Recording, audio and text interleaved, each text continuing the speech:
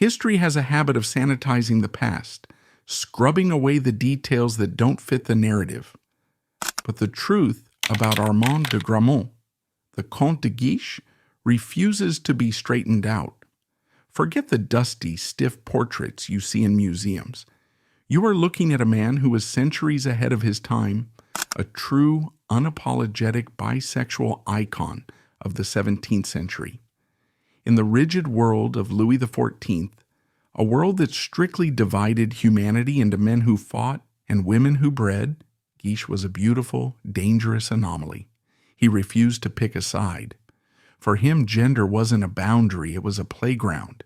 He loved men with a raw masculine intensity, and he seduced women with a lethal grace. This sexual fluidity wasn't just a preference, it was his power. He walked through the halls of Versailles not as a servant of the system, but as a conqueror who refused to be labeled.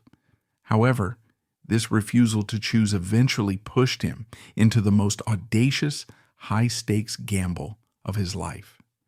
Guiche wasn't satisfied with being the favorite lover of the king's brother, the flamboyant Philippe d'Orléans. His ambition and his desire demanded more. He set his sights on the one person he shouldn't touch, Philippe's wife, Henriette. It was a scenario that sounds impossible even today. A man courting the husband by night and pursuing the wife by day. A libertine playing a double game in the shadow of the Sun King. But how does one man navigate a love triangle that involves the highest royals in Europe without losing his head? To understand this beautiful disaster, we have to peel back the gold leaf of Versailles and step into the toxic, glittering underground where Guiche reigned supreme. For a young nobleman like Guiche, this was the air he breathed. In this secret world of the high aristocracy, sexuality was fluid. It was a currency. It was a game. If you were handsome, high-born, and discreet, it didn't matter if you took a mistress or a lover, a duke or a duchess. What mattered was style. What mattered was power. And Armand de Gramont had both in spades. He was born into the purple, as they say. The Gramonts were not just nobility. They were sovereigns of their own little world in the south of France, intimately connected to the machinery of power in Paris. His father, Antoine III de Gramont, was a marshal of France, a military titan. The family was steeped in the legacy of Cardinal Richelieu.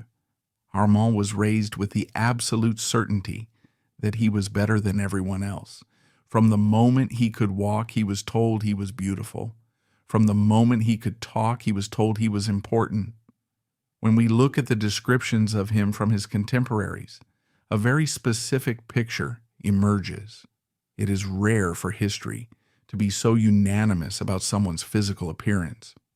Usually opinions vary, but with Guiche, everyone agreed. He was startlingly handsome. He had a face that could shift from angelic to demonic in a heartbeat. He had dark, intelligent eyes that seemed to mock you, even when he was smiling. He was vain, certainly. He spent hours on his appearance, fussing over his lace collars and ribbons, ensuring every curl of his hair fell just so. But he wasn't effeminate in the way the court mocked some men. He was a soldier. He was athletic. He radiated a kind of predatory masculinity that made his beauty even more disarming. He entered the court at a time when the king himself was still young, still finding his footing. The court was a swirling vortex of ambition. Young men and women were thrown together in the Louvre, in the Tuileries Garden, in the hunting lodges of Fontainebleau. They were bored, they were rich, and they were desperate for sensation. Yet, even in this playground of endless pleasure, the cold reality of dynastic duty eventually intervened. In 1658, Guiche was married off to Marguerite Louise de Béthune. It is important to pause here and look at this marriage because it tells us everything about the hollowness of official institutions in his life. It was a business transaction. Marguerite was wealthy, she was noble, and she was, by all accounts, a perfectly decent woman. But to Guiche, she was furniture. She was a necessary step to secure his inheritance. He did his duty at the altar, but he had absolutely no intention of doing his duty in the bedroom, or at least not exclusively. The marriage was barren of passion. There would be no children to tie him down. He treated his wife with a polite, freezing indifference that must have been agonizing for her, while he turned his burning gaze toward the rest of the court. And where did that gaze land? It landed on the most colorful, controversial, and queer space in the entire kingdom, the household of Philippe d'Orléans, the king's younger brother, known simply as Monsieur. If Louis XIV was the sun, rigid, burning, constant, Philippe was the moon, changeable, mysterious, and comfortable in the dark. Monsieur is one of the most fascinating characters in European history. He was the only person in France who could technically rival the king in status, and yet he was raised to be nothing. Their mother, Anne of Austria, and the prime minister, Cardinal Mazarin, had been terrified that a strong younger brother would start a civil war, as had happened so many times in French history. So they deliberately raised Philippe to be soft. They encouraged him to play with dolls. They dressed him in girls' clothes. They kept him away from politics and war. The result was a man who was openly, flamboyantly queer. Philippe loved diamonds. He loved high heels. He loved perfume. He would spend hours applying rouge to his cheeks, and he had absolutely no interest in women. He surrounded himself with a court within a court, a circle of young men who were handsome, sharp-tongued, and ambitious. They were called his mignons, his darlings. To the outside world, this might have looked like a carnival, but inside it was a shark tank. To be a favorite of Monsieur was a path to immense power. Philippe had money. He had the king's ear, even if the king rolled his eyes at him. If you could capture Monsieur's heart, you were made. It was into this circle that Guiche stepped, not tentatively, but with the swagger of a conqueror. He didn't fit the mold of the usual mignon. He wasn't soft. He wasn't particularly submissive. He was arrogant. He spoke his mind. And Philippe was instantly, hopelessly captivated. The chemistry between them was undeniable. It wasn't just physical, though it certainly was that. It was the attraction of opposites. Philippe, who had been told all his life that he was weak, was drawn to Guiche's undeniable strength. Guiche, who had been raised to conquer, saw in Philippe the ultimate prize. By 1660, Guiche was the undisputed favorite. He had apartments in the Palais Royal. He was seen everywhere at Philippe's side. When they walked into a ballroom, heads turned. They were the power couple of the libertine underground. The relationship was an open secret. Everyone knew. The preachers might rail against unnatural vice, but at court people just whispered, "Look, Monsieur is in love again." But Guiche was not a man who could be content with just being a favorite. That implied a kind of servitude. He wanted to be a master, and his appetites were too large to be confined to just one gender. While he was managing the emotional volatility of Monsieur, he was also looking around the court, scanning the horizon for new challenges. He was a man who needed to test the limits of his own charm. He needed to know that he could seduce anyone, man or woman, prince or pauper. This is where the story shifts from a portrait of a libertine life into the beginnings of a tragedy. Because in 1661, a new player entered the game, a woman who was just as tragic, just as beautiful, and just as trapped as Philippe. Her name was Henriette Anne Stuart. She was the daughter of the beheaded King Charles I of England. She had grown up in exile in France, poor and ignored, the daughter of a dead king and a destitute queen. But then, almost overnight, her brother Charles II was restored to the English throne. Suddenly, Henriette wasn't just a poor refugee. She was the sister of the King of England. She was a supreme political asset. And so, the arrangement was made. She would marry Philippe. She would become Madame, the second lady of the land. The wedding of Philippe and Henriette was a spectacle of agonizing awkwardness. You had a groom who resented being forced to marry, who looked at his bride not with desire, but with a kind of competitive jealousy, who had the better jewelry, who had the whiter skin. And you had a bride who was young, romantic, and desperate to be loved, married to a man who was physically incapable of loving her the way she needed. Guiche was there, of course. He was part of the wedding party. He was Philippe's favorite. He stood in the shadows watching this disaster unfold.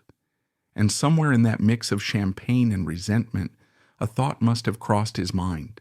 A dangerous, intoxicating thought. What if he could have them both? The early days of Henrietta's marriage were a whirlwind. She was determined to make a splash. She was 18. She was the sister of the King of England, and she was free from the poverty of her childhood. She threw herself into court life with a frantic energy. She danced in the ballets. She organized midnight parties in the gardens. She flirted with the king himself, Louis XIV, in a dangerous game of courtly love that had the Queen Mother clucking her tongue in disapproval. But beneath the gaiety, Henriette was lonely. Her husband Philippe ignored her. He spent his nights with his favorites, gambling and gossiping. He treated her with a cold, polite disdain. When she tried to speak to him, he would turn away to admire a new gemstone or whisper a joke to one of his young men. And who was the chief of those young men? Who was the one always whispering in Philippe's ear? It was Guiche. At first, Henriette must have hated him. He was the enemy. He was the barrier between her and her husband. He was the symbol of everything that was wrong with her marriage. But hatred and passion are two sides of the same coin. They are both intense forms of obsession. Guiche, for his part, began to look at Henriette with new eyes. He saw her vulnerability. He saw the sadness behind the manic gaiety. And perhaps he saw a challenge that was even greater than seducing Monsieur. Seducing the king's brother was difficult, but seducing the king's brother's wife while still being the lover of the husband, that was a feat that would make him a legend. It started slowly. A glance across the card table, a bow that held a beat too long, a compliment that was just a little too intimate to be proper. Guiche was a master of this language. He knew how to lower his voice so that only she could hear. He knew how to use his eyes to say things that would get him beheaded if he spoke them aloud. He began to play a double game. By day, he was Monsieur's loyal favorite, riding with him, hunting with him, sharing his private jokes. By night, or in the stolen moments of the afternoon, he was courting Madame. It creates a psychological portrait of Guiche that is fascinatingly complex. Was he a sociopath? Was he purely manipulative? It's easy to think so. But the letters and memoirs from the time suggest something more messy. It seems he actually fell in love with her, or at least he fell in love with the drama of loving her. He found himself caught in a trap of his own making. He was serving two masters, two jealous, demanding royal masters who lived in the same house. He had to be one man for Philippe, masculine, dominant, cynical, and he had to be another man for Henriette, romantic, attentive, soulful. The strain must have been incredible, but Guiche thrived on strain. He thrived on the adrenaline of the near miss. He was walking a tightrope over a pit of vipers, and he was dancing while he did it. The court began to notice the shift. The courtiers, who had nothing to do but watch each other, saw the signs. They saw Guiche lingering in Madame's apartments after Monsieur had left. They saw the flush on Henriette's cheeks when Guiche entered the room. The whisper network lit up. "Have you heard? Guiche is hunting in new territory." But the most dangerous person to keep in the dark was Philippe. Monsieur might have been self-absorbed, but he was possessive. He regarded Guiche as his property, and he regarded Henriette as his property. The idea that his two properties might be conspiring to find happiness with each other without him was a narcissistic injury he could not endure. The atmosphere in the Palais Royal turned toxic. Dinner parties became battlegrounds of silent stares and loaded comments. Philippe would watch them. He would watch the way Guiche poured wine for Henriette. He would watch the way Henriette laughed at Guiche's jokes that used to be reserved for him. It was a domestic drama played out on the highest stage imaginable, with the fate of nations potentially hanging in the balance. Because if this triangle exploded, it wouldn't just be a marital spat. It would be a political scandal involving the King of France, the King of England, and the entire structure of the Bourbon dynasty. And at the center of it all, smiling his enigmatic smile, was the Comte de Guiche. He was the axis around which this world of desire spun. He was the bisexual pivot point. He was proving day by day that the boundaries society set between male and female, between husband and wife, between friend and lover, were just lines in the sand, waiting to be washed away by the tide of his ambition. But maintaining this balance required a discretion that Guiche simply did not possess. By early 1662, the whispers in the Louvre had turned into a roar. The king's gaze was no longer just a passive threat. It was a deadline. As the court moved toward the inevitable crisis, the secrets of the Palais Royal began to collide with the political reality of the crown. The dynamic shifted from romance to surveillance. Philippe began to restrict access to his wife. He dismissed servants he suspected of carrying letters. He complained to his mother, Anne of Austria, a woman who had spent decades managing the sexual and political messes of the French court. Anne, a veteran of the civil wars, saw the danger immediately. This was not just a domestic squabble. It was a fracture in the royal family that could be exploited by factions opposed to the king. If the Duke and Duchess of Orléans were at war, the court would divide into camps. Guiche, fueled by arrogance and a sense of invincibility, ignored the warning signs. He believed his position as the most desirable man in France gave him immunity. He was wrong. He made a critical strategic error. He underestimated the king. Louis XIV was 24 years old and rapidly consolidating his absolute power. He had little patience for disorder. He was currently managing his own delicate situation. His affair with Louise de la Vallière was causing friction with the Queen and the Church. He needed his brother's household to be a model of stability, or at least quiet hypocrisy. Instead, Guiche was turning it into a theater of scandal. The breaking point was not the sex, but the politics. Henriette, jealous of the king's affection for Louise de la Vallière, decided to act. She wanted to break the king's relationship. She enlisted Guiche to help her.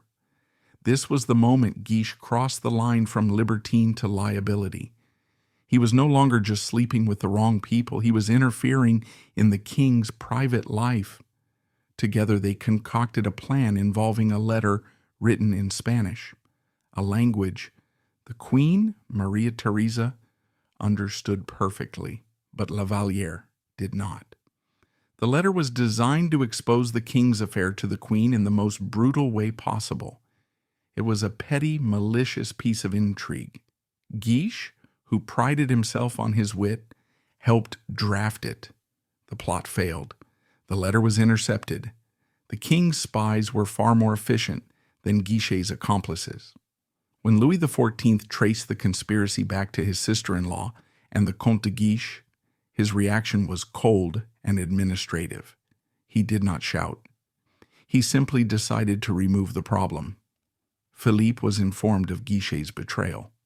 The revelation that his favorite had conspired with his wife against the king destroyed whatever lingering affection Philippe held for the count. The protective bubble of the Palais Royal burst. Guiche was summoned and given a stark choice: leave the court voluntarily and immediately, or face a public disgrace that would ruin his family name. Louis XIV did not hesitate. With the conspiracy exposed, the doors of the court slammed shut. Guiche was ejected from the center of the world and forced into the periphery. The lover was dead. The soldier was born. This marked the beginning of the lost years, a decade where the dandy of the Louvre was forced to trade his silk ribbons for a coat of mail. In 1662, Guiche left Paris. This was not a vacation. In the 17th century, the court was the only place that mattered. To be sent away was to be unplugged from the life support system of the aristocracy. He went to his father's estates in the south, but the silence of the provinces bored him. He was a creature of noise and adrenaline. He drifted to Lorraine, then to Poland. The hidden story of these years is often glossed over in biographies that focus on his romances. These were years of grim, violent professional soldiering. Guiche didn't just sit in a castle pining for Henriette. He reinvented himself as a mercenary commander. He fought against the Turks in Eastern Europe, witnessing a brutality of warfare that made the fencing matches of the Louvre look like children's games. He saw men die of gangrene, starvation, and exposure. The vanity that had defined him in Paris began to harden into something more durable. Back in France, the scandal did not die with his departure. Absence, in this case, did not make the heart grow fonder for Philippe. It made him bitter. But for Henriette, Guiche became a martyr. His exile proved his devotion. They exchanged letters, smuggled through a network of sympathetic nobles who enjoyed defying the king's orders. These letters, some of which survived, reveal a relationship that had moved beyond flirtation into a deep, desperate, emotional dependency. Guiche returned to France briefly in 1664, sneaking back for secret meetings. The risk was enormous. If caught, he could have been imprisoned in the Bastille. He met Henriette in darkened stairwells and disguised in heavy cloaks. These fleeting encounters cemented his reputation as the romantic hero of the age, the man who risked the king's wrath for a few minutes with the woman he loved. But the reality was grimmer. Guiche was losing his place in the world. A new generation of favorites was rising in Monsieur's household, men like the Chevalier de Lorraine, who were far more vicious and politically astute than Guiche had ever been. Lorraine saw Guiche not as a rival for Philippe's bed, that ship had sailed, but as a political threat who needed to be neutralized permanently. In 1665, the Second Anglo-Dutch War erupted. Louis XIV, bound by treaty, supported the Dutch. Guiche saw his chance. He volunteered for the Navy. This was a calculated move. The king respected martial valor above all else.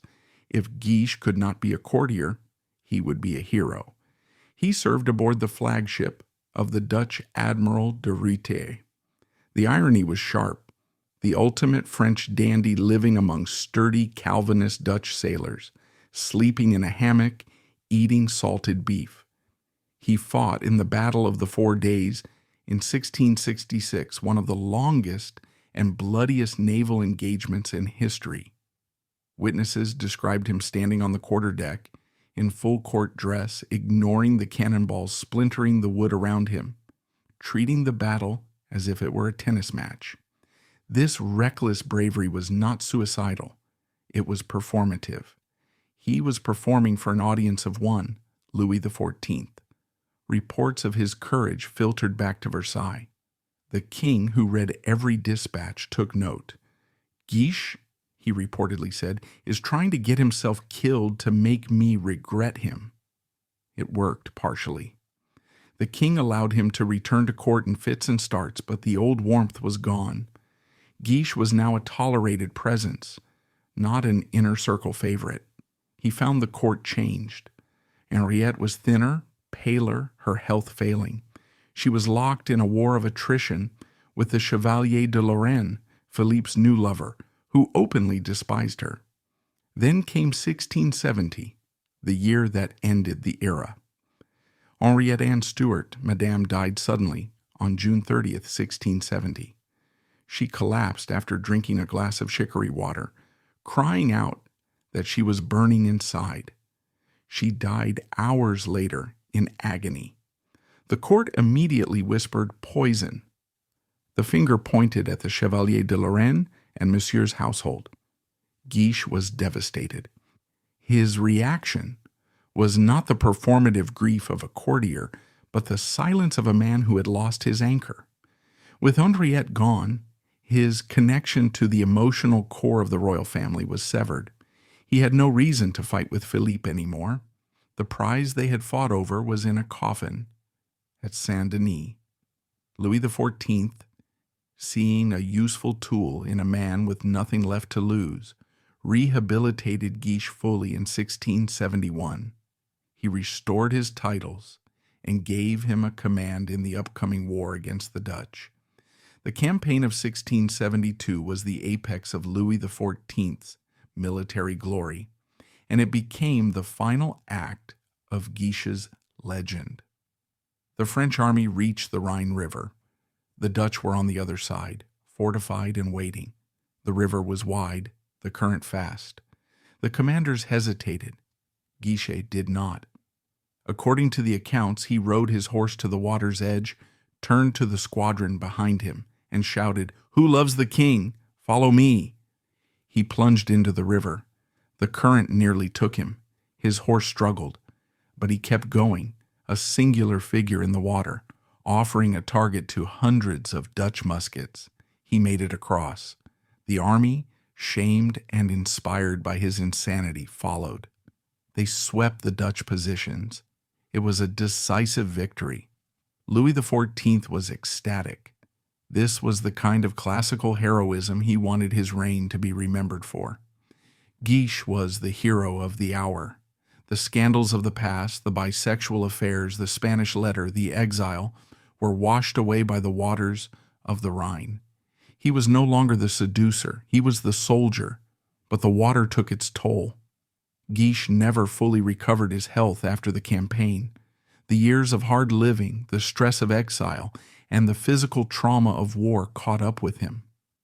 In November 1673, at the age of 36, the Comte de Guiche died in Kreuznach, Germany. He did not die in a duel or in a bed with a lover. He died of exhaustion and illness, a mundane end for a man of such excess. When news reached Versailles, the reaction was telling. Philippe d'Orléans, the man who had loved him and hated him, reportedly showed no emotion.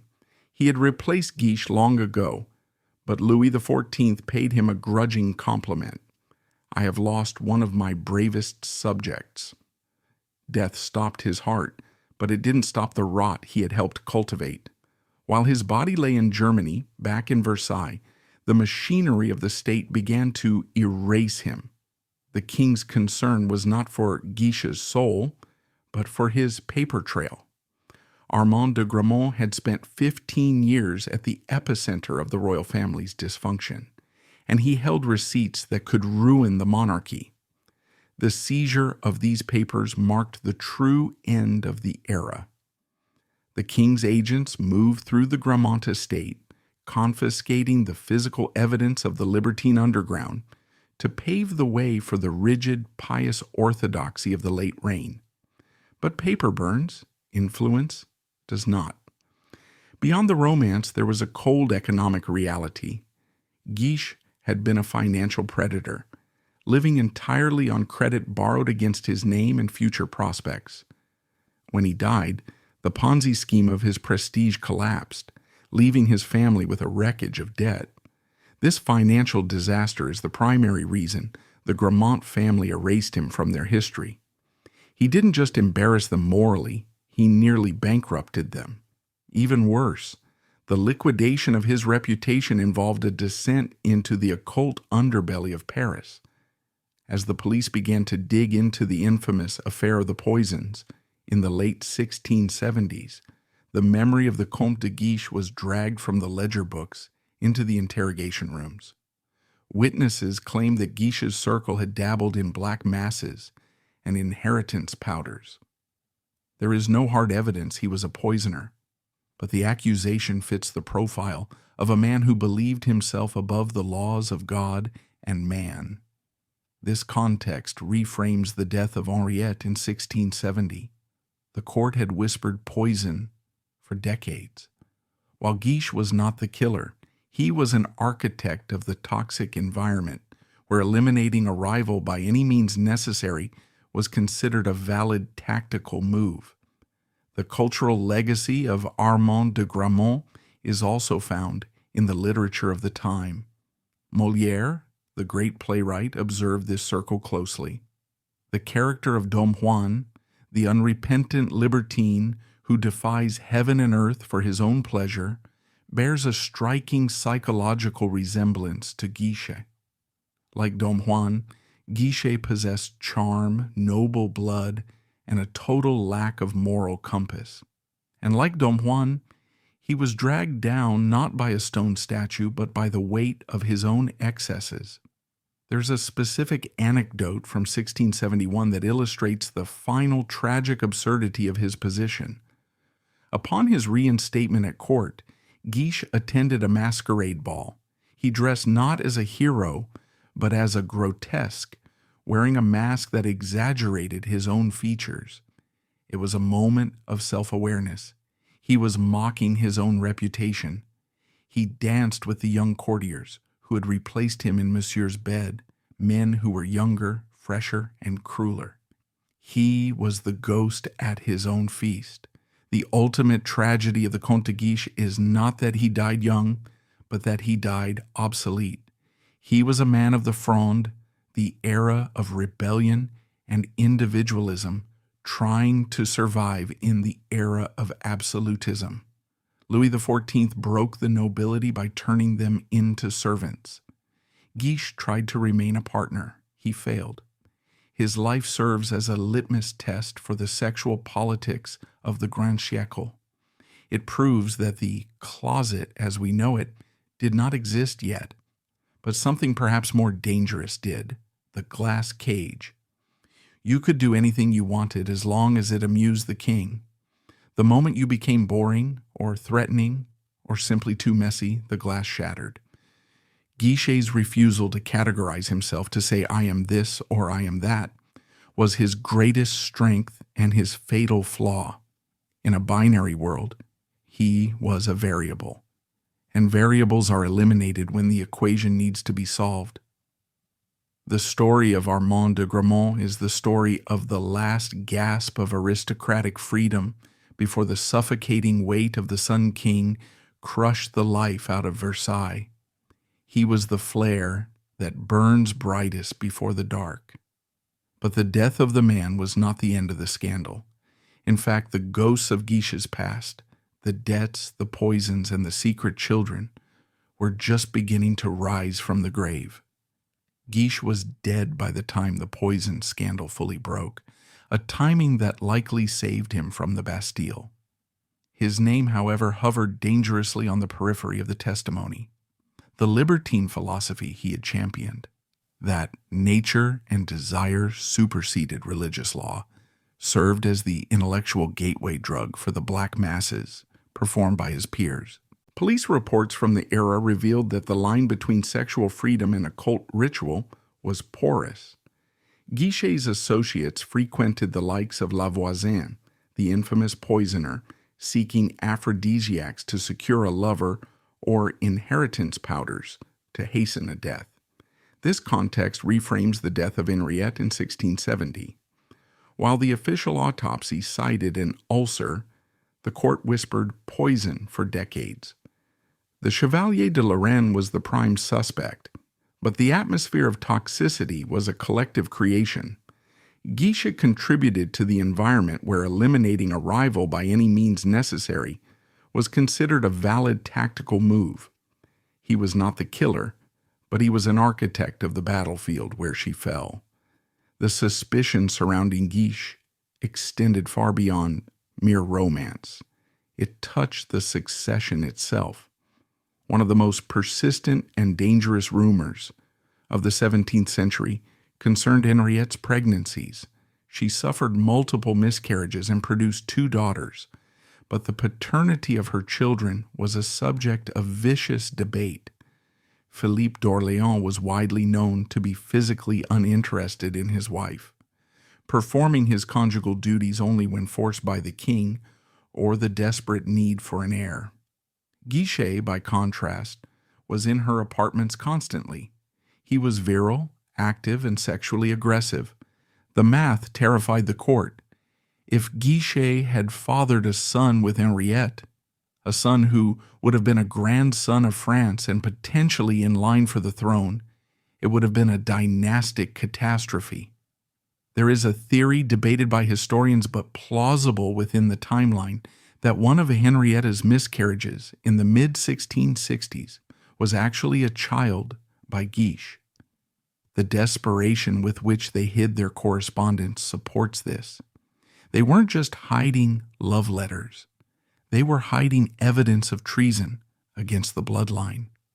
The king's obsession with seizing Guiche's papers was likely driven by the fear of a bastard branch challenging the Bourbons. Guiche wasn't just a boyfriend. He was a biological threat to the legitimacy of the French monarchy. The man in the iron mask legends often circle this drain. While popular fiction like Dumas suggests the mask hid a twin of Louis XIV, alternative theories from the 18th century suggested the prisoner might have been a son of Guiche and Henriette, hidden away to prevent a succession crisis. While historically unlikely, the persistence of the rumor proves the power of Guiche's virility in the public imagination. He was seen as the man who could penetrate the sanctity of the royal womb. As the 1670s turned into the 1680s, the Guiche model of courtiership was systematically dismantled. Louis XIV moved the court permanently to Versailles in 1682. This move was a spatial strategy to kill the kind of independence Guiche represented. In the old Louvre, aristocrats had their own townhouses in Paris. They could escape the king's gaze, and Guiche could disappear into the city's underworld. In Versailles, everyone lived under one roof. The king controlled the locks. The sprawling, chaotic freedom of the 1660s was replaced by the fishbowl. In this new environment, the role of Monsieur's favorite changed drastically. The Chevalier de Lorraine adapted perfectly to the fishbowl. He didn't need to be a soldier. He just needed to be a gatekeeper. He monetized access. If you wanted Felipe to sign a document, you paid Lorraine. If you wanted Philippe to wear your ribbon, you paid Lorraine. The sexual culture of the confraternity around Monsieur became grimly professional. It was no longer about seduction. It was about hazing. New arrivals were tested and had to prove their loyalty to Lorraine's clique by rejecting women entirely.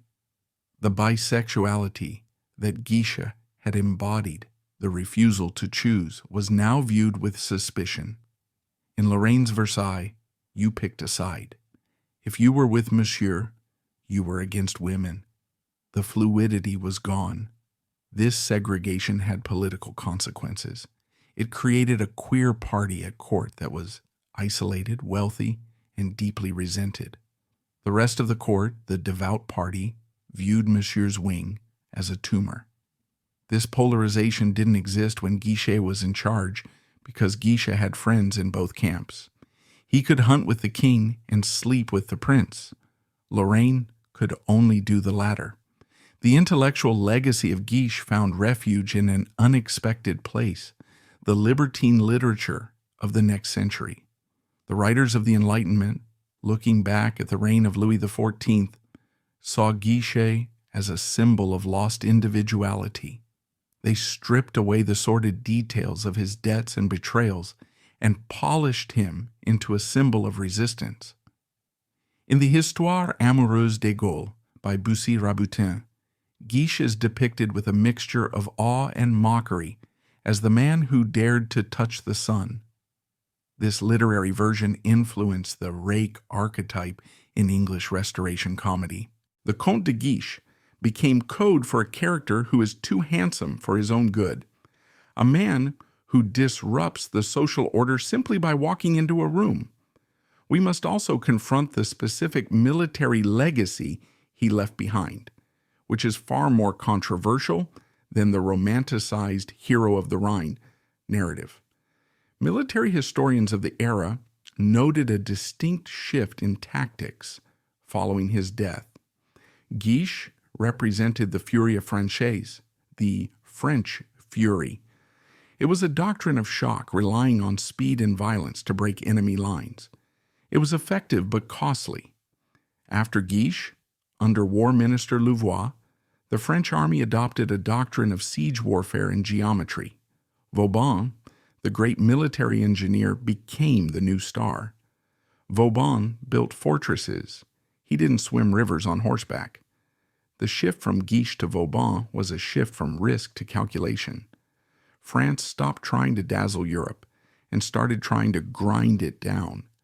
Guiche was the last gasp of the cavalier spirit before the industrialization of war took over. The era of the great captains who owned their own regiments and fought for personal glory was over. Guiche was the last of the feudal knights. The new men were state employees in fancy coats. The survival of the Gramont family is the final quiet verdict on Guiche's life. His brother, Antoine Charles, the new Duc de Gramont, was the anti-Guiche. He was a diplomat who followed orders. He married wisely and managed his money, serving the king without trying to outshine him. Antoine Charles erased Armand from the family narrative. He didn't commission portraits of his brother. He didn't publish his memoirs. He let the silence do the work. The Gramonts remained powerful at Versailles until the French Revolution, not because of Armand's flash, but because of Antoine's dullness. Evolution favors the adaptable, not the conspicuous. Yet, the ghost refused to leave. In 1701, Philippe d'Orléans died. He collapsed in the arms of a courtesan, ironically, after a shouting match with the king about his son's marriage.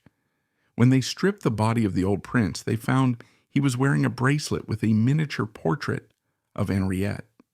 It was a shock. Philippe had hated her for 40 years. He had tormented her, but he kept her image, and inextricably linked to that image was the memory of the man who had stood between them. Even in death, Philippe could not separate himself from the triangle. The trauma of 1661, the year Guiche stole his wife and his peace, defined Philippe until his last breath. The Regency period that followed Louis XIV's death in 1715 was a resurrection of Guiche's spirit. The regent, Philippe II, Monsieur's son, was a man who had studied the history of his family.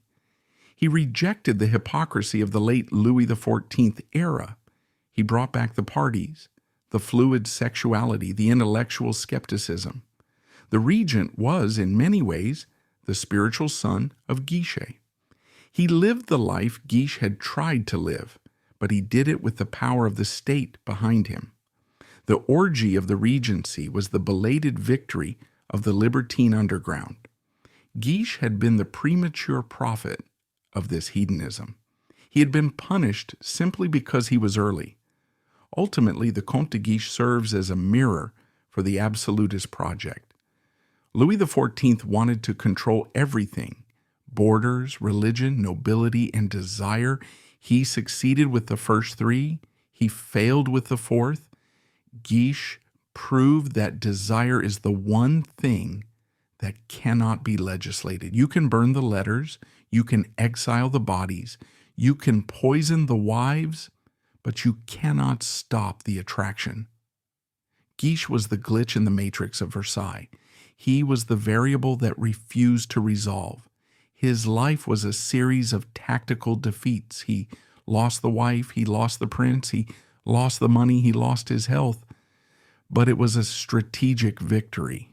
He lived exactly as he wanted to live in a world that demanded submission. As we move to the final assessment of his life, we strip away the last layers of court gossip to see the man in full.